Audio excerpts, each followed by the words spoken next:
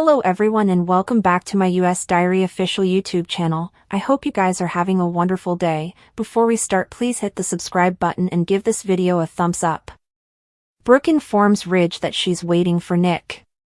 Ridge picks this time to eventually apologize for being a haul when she took the CEO position. He was wrong and no way meant to beget her pain. They establish that they'll always love each other. She coaxes, "Is that each you came then to say?" Brooke leans in and reprises, "What's it you really want to tell me?" as Nick appears. He chortles that they've plans to spend the day together and Brooke walks off with him. Eric takes a call from Donna, who misses her honey bear.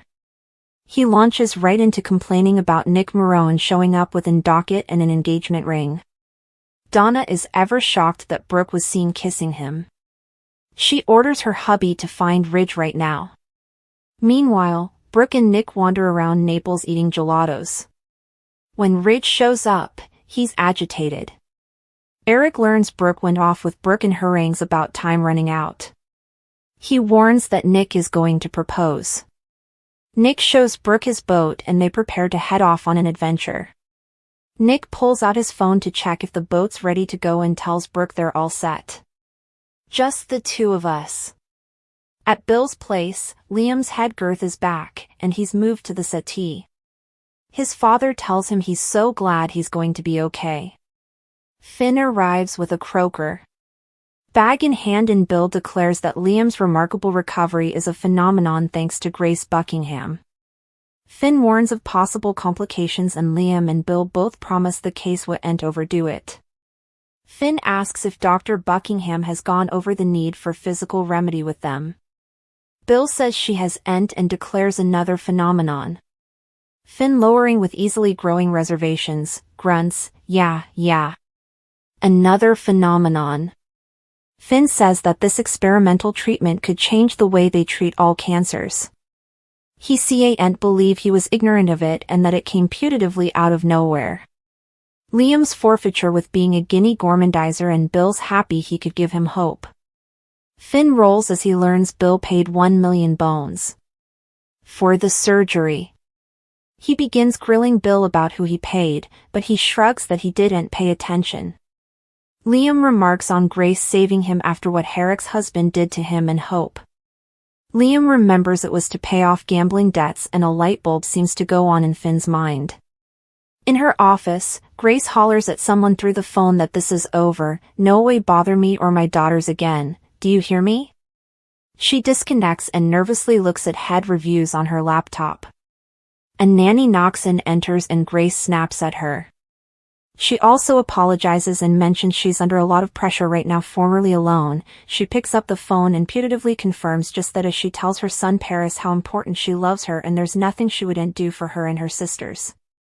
After, she looks at Liam's reviews again and also deletes his medical history. Finn gets on his laptop and finds everything in Liam's train since his brain bleed has been deleted. Meanwhile, in her office, Grace thinks back through telling Finn that Liam had an inoperable brain excrescence and selling Bill on the experimental surgery. Suddenly, Finn appears. With a bit of a menacing grin, he reports that he was just at Bill's checking on Liam after such an invasive procedure. She says he's lucky. Finn says he's also lucky Bill had 1 million bones to pay. "What's going on, Grace? I want answers and I want them now." Sheila was left with a minor injury while Liam and Luna were left fighting for their lives. In the July 10th occasion of Bold and Beautiful, the two critical cases passed exigency surgery as their loved bones supplicated for them to pull through, but only one survived their projectile crack. Sheila awoke in the sanitarium and Grace assured her that the surgery on her bottom went well and she was veritably lucky. Through her treated haze, Sheila tried to ask about her granddaughter, but Grace didn't know anything. As her head cleared, Sheila was relieved when Grace informed her they'd communicated her hubby, and Deacon was on the way. She asked how Luna and Liam were doing, but Grace didn't have any information. "I'm soliciting for them," Sheila declared. "I'm soliciting that they're both gone knobby each right." Cleric arrived and rushed to embrace his woman. Thankful to see she was okay.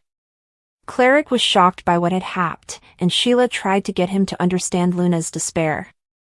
She asked about Luna or Liam, but he didn't know anything yet, moreover. Naturally, he was more concerned with Liam than Luna, but was substantially just glad Sheila was okay because he couldn't imagine life without her. He also told his woman. He can't call her Sheila 9 toes presently because they had to reattach one, so she's only got 8 now.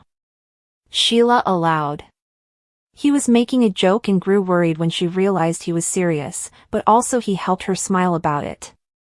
In one of the operating apartments, Lee shocked as Luna began crashing and Bridget plotted to stop the bleeding. Lee began casket condensing and prayed Luna to come back to them. Meanwhile, Finn demanded further tube as Liam's blood pressure began dropping, and Steffi began crying as she bothered he wouldn't pull through. As Luna continued to flatline, Lee tried casket condensing and also demanded paddles. Nozawa power, Lee murmured as she jolted Luna's heart back into action. Dr. Nozawa also ordered a nanny to communicate her family, Poppy, to let her know what's going on. Hope arrived at the sanitarium with Carter, and Steffi told them that Finn was operating on Liam right now and explained exactly what went down at the sand house, including how Liam had saved her.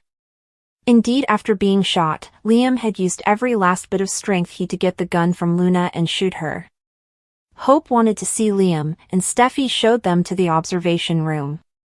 Lee managed to remove the pellet from Luna's torso, and Finn was suitable to do the same for Liam.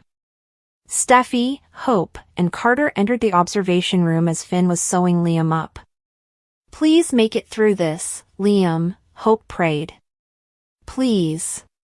Bridget and Lee were relieved that Luna had pulled through the surgery, but Bridget noted that the Bobbies were outdoors staying to arrest her for hijacking and tried murder.